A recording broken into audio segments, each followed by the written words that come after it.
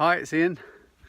Out on a snowy natural mindfulness walk today, and this is in fact the same place I took a video yesterday. The one I did yesterday that I put up, and it was actually here in this exact spot. Although it looks very, very different today. Look at the depth of the snow on that branch behind me. I mean, it's very, very deep this morning, and I'm sure those of you that are in the Cotswolds near me are getting the same thing. And it's amazing, I didn't even realise it was like this when I woke up this morning. I actually woke up this morning feeling a bit down. As some of you know, I've been going through some form of transformation myself, really, about moving from my head to my heart more.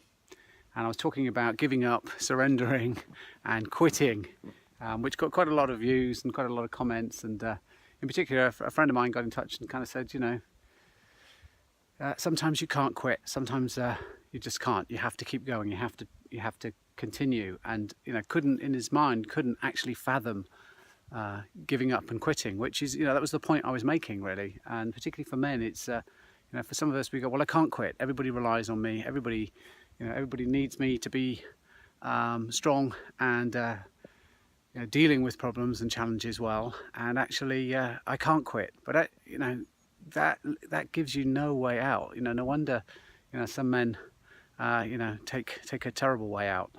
Suicide is one of the biggest killers of men under the age of 50, and I can kind of understand that, because men and boys were being brought up to these sort of scripts, these ways of living our lives, which is we've got to cope. We can't quit, we can't surrender, we can't give up. And my video yesterday was very much about the positive side to surrendering, giving up to a higher power, or giving in to something deeper within you, maybe a more authentic version of yourself, something truer of yourself. What would a truer version of you do in a situation, rather than the version of you that's trying to live your life to the expectations of society or the expectations of others.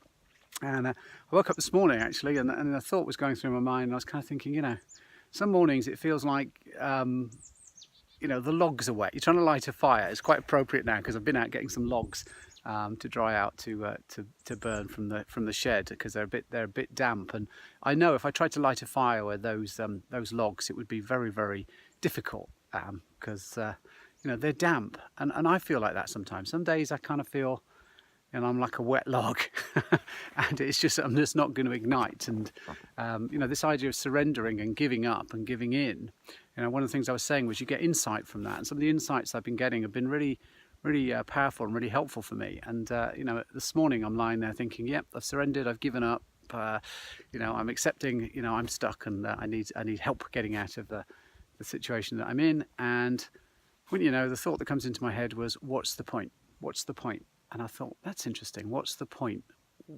What is a point? We often say, do you get my point? Do you get my point? You get my point now? What's the point? What is this thing, point? And as I was thinking about that, I kind of realised that the point is the focus. What's the focus?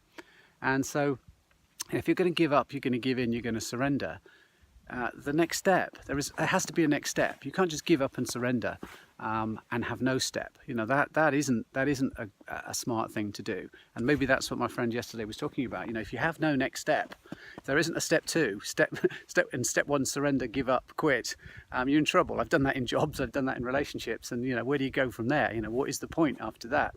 So I think the key is to have a focus. And so when I was mulling over this idea of what is the point, and we've got to get to the point of something. The point of something is the focus. What is your focus? And a good friend of mine, Richard Wilkins, talks about the sausage machine, and he says, life is like a sausage machine. You get out the one end what you put in the other end. And so that's about focus. What you want to get out at the end of life, or what you want to get out in life, depends on what you put into it. So this morning I found a little spark to get myself up and out, and I opened up the curtains and I saw all of this, and all of a sudden it was back to building snowmen, throwing snowballs about, going out with my 6-year-old daughter and building, playing in the snow, making snow angels and things. And all of a sudden it's a totally different day. And where did this come from? It came from nature. That's what I keep saying to people. If you want to change your focus, if you want to have more insight, if you want to be a much better version of yourself, connect to that natural you, there's no better place, I believe, than in a natural environment. So fantastic. Thank you, nature, for this morning's inspiration. And I hope you're enjoying the snow. You know, some people will be dreading it because it means we can't do stuff. But hey, it means we have to go off script. And a bit like going off piste, isn't it? And I kind of love it when we can go off script, because as far as I'm concerned, a lot of the scripts I've been, or parts I've been playing in my life and scripts I've been living my life from, haven't actually brought me the joy and happiness that I've been looking for. So I think I'll spend a little bit of time off script for the next few days, because I think I'm going to be stuck here. All the best to all of you. Stay warm, stay safe. Go out and enjoy it while it's here, because it will be gone soon, and then we'll all be moaning that there's not enough snow around Christmas time anymore. So get out and enjoy yourselves, and I'll talk to you again very, very soon. Take care now. Bye-bye.